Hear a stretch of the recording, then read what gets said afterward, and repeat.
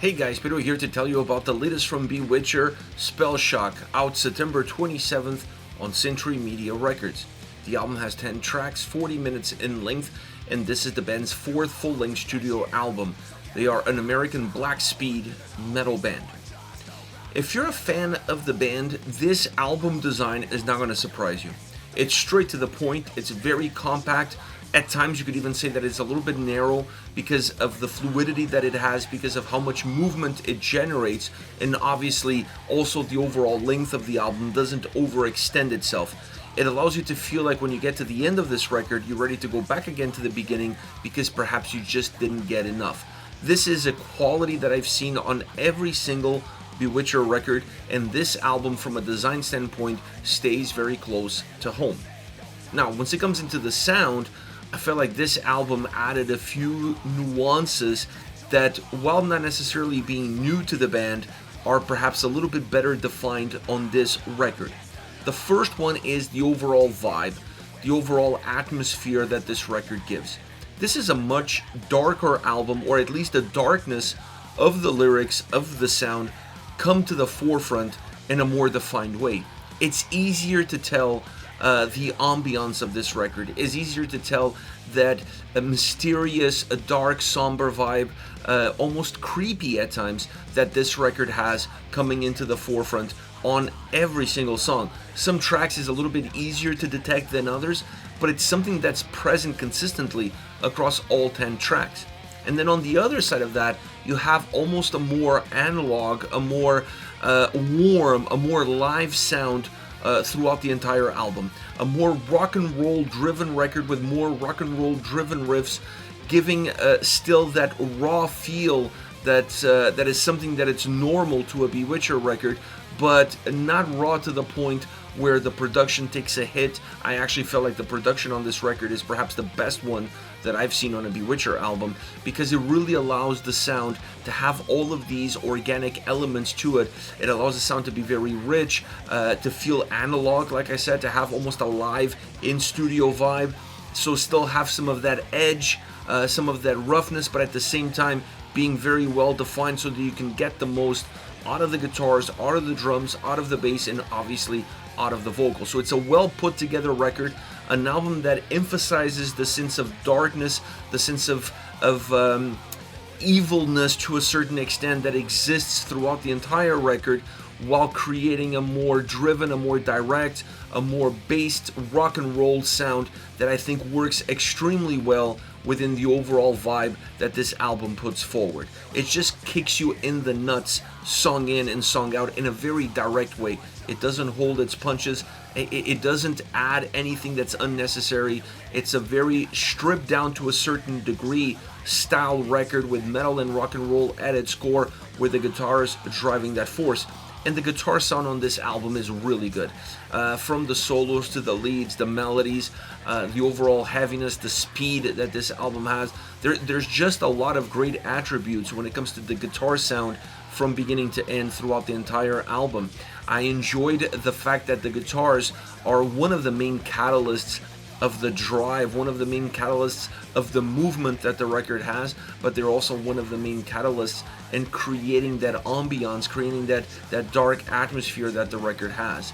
And the ability that they have of creating not only forward movement but lateral movement, I think adds to that live ambiance that the record has, to that more organic feel that the record has. The guitars sound very alive throughout every single song. You can hear all the little imperfections, if you will, and that to me adds great quality and adds great mystique to what the overall album essence is all about. And the drums and bass are not that far behind in terms of the impact. Now, the bass may not be as noticeable in the forefront, or at least at first glance when you listen to the album, because you're going to be taken back by the impact that drums and guitars have throughout the record, and then obviously the vocals. But when you start to dive deeper into this record, when you start to really pull the layers of this record, you're going to find that the bass has a very important role in creating the glue that holds that tries to hold the drums together with the guitars, creating this incredible bass line and creating this incredible foundation that's really important for all the other movement that we see above it, even for the vocals to a certain extent. At times emphasizing some of that darkness, some of that eerie vibe that the guitars have. The bass does a wonderful job at certain points within songs, really emphasizing it and really bringing it to the forefront with a much different light than the one that you're getting out of the guitar sound. Now, the drums on this record have also a great sound. Once again, another element that sounds very alive, that has movement, that has an impact into how this album moves forward without necessarily getting over the top of everything else. It's nice to know that the drums can be heard with lateral movement and forward movement, because I really like what they did from the heavier, more downwards sound of the drums to the more splashing of the cymbals, which creates a little bit more thinness in the overall sound representation. This album just has great dynamics from the drums, and I think they're the perfect partner to what the guitars are providing, creating a very interesting, a very robust sound experience all around. And then you get to the vocals. The vocals are, in my opinion, the one element that I don't see a lot of changes coming in from previous records into this album. Not that there is a lot of changes on the other ones, but the more defined atmosphere and the better defined, the more mature sound experience that this record has definitely separates itself from the previous records. Now, the vocals, from my standpoint, don't really do that. The vocals stay more grounded, they stay more uniform, they stay closer to what vocals on a Bewitcher album has always been. That raspiness that I like so much, that adds even more darkness to the sound already, but also adds a sense of heaviness. It adds that raw edginess to the way the song comes across, and then infusing that production behind the vocals that allows them to almost feel separate from the overall sound presence definitely adds a blackened element to the way these songs are being presented. This has always been the case on Bewitcher records. This album does not change that, and I hope that they never change that, because I think that's such a core element of what this band is all about. The way the vocals sound, the way they come across, the way they're put together in the mix. I feel like that is one of the major fingerprints of Bewitcher, and I like the fact that they tweaked some other elements on the sound and on the production, but they left that one alone, because that's exactly what you need to do when it comes to the vocals on a Bewitcher record. Don't fix what it ain't broken, just let it be. It works perfectly. All around, when you put all of these pieces together, this is their best sounding album to date. I'm not going to go as far as to say that this is their best record to date, because that's always debatable. And I think Bewitcher has had incredible albums. Every album adds something different, adds something new. You see the evolution and the growth of the band with every single release. But this album is, without a shadow of a doubt, their best sounding album all around. If that, in your opinion, makes it the best record, so be it. I think they have records where perhaps there's a lot more hookier and catchier songs, but the overall sound experience is not as well defined as it is on this one. As far as favorite songs are concerned, I want to start off with Spell Shock, the title track, and what a great song. First of all, this was the track that allowed me to realize how much impact the bass had, not just on this song, but on the overall record. Up until this track, I don't think I really noticed as much of an impact and as much of a bass sound as I did here. There are pockets within this track that the bass becomes the driving force, and therefore I was able to really zone in into it. And once you zone in into it, it's hard to get rid of it. So you're always going to find it song in and song out exactly where that bass is. So this song is really important from that standpoint.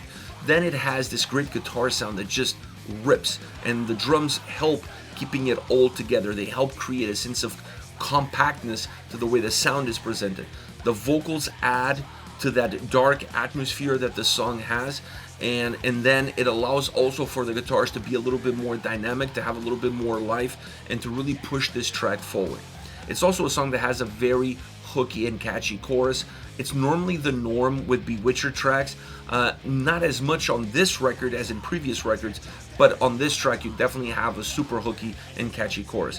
I also like this middle guitar bridge that the track has that comes in also with a great bass line, and then you see a change from a more dark ambiance to a more groovier style, to a more groovier sound, and then that allows you to migrate really well into a more doomy experience. The track almost changes from a more driven, blackened speed metal track to a more doomier track, and that transition leads you into the guitar solo, which is an absolute vibe. I really enjoy the guitar solo on this track, but perhaps the reason why I enjoy the guitar solo so much on this track is because of the path that I took to get there. It was not just about having a solo, it was really building up to that solo, almost the way you build a movie and you have to build towards that climax of the movie. This track really has all the right elements that build up towards that climax, which was the guitar solo. Next we have We Die in Dust. Now this is definitely a dark song, but a more methodic song, at least the way it gets going. It feels like it's moving a lot slower than your traditional Bewitcher track, and a lot slower than most of the tracks on this record. It has a almost, instead of a dark vibe, it has more of a sinister vibe coming out of the guitar sound, and then I felt like the vocals, the way they present themselves, really help define that same sinister vibe that the guitars are already putting in your mind, putting in the back of your ears, if you will. It's haunting at times. The guitar riff and that sense of being very sinister really creates this haunting vibe that becomes the aura of the track. That is until the midpoint of the song. Then the track suddenly unleashes this ferocious drive, this ferocious speed, and it comes, that ferocious drive and speed comes with a solo built into it, and then you see a much more dynamic closing of the track. So this is a song that offers a much different experience for the first half than it does for the second half. It's not the only track that has this midway point break. Spell Shock is another song that has it, but this one never returns to its original format. It really morphs and grows from that point forward, and it becomes a much different sounding track in the second half. Last but definitely not least, the Harem Conspiracy. This is another ripper. This is super catchy and hooky chorus track.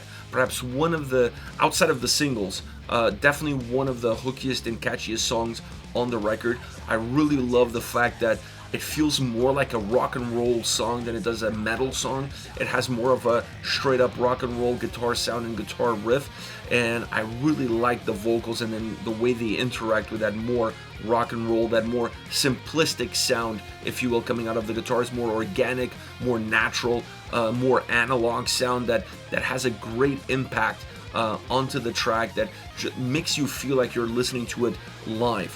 The vocals help add some darkness to this song, some darkness that is not necessarily there musically. The vocals definitely emphasize it, but it's a track that just has the overall vibe that the entire record has. It just presents it in a more narrow way. This is it, Bewitcher with Spell Shock, out September 27th on Century Media Records. Let me know your thoughts on the band, on the singles. Hit me up in the comment section. I'll see you all at the next video. Take care, guys.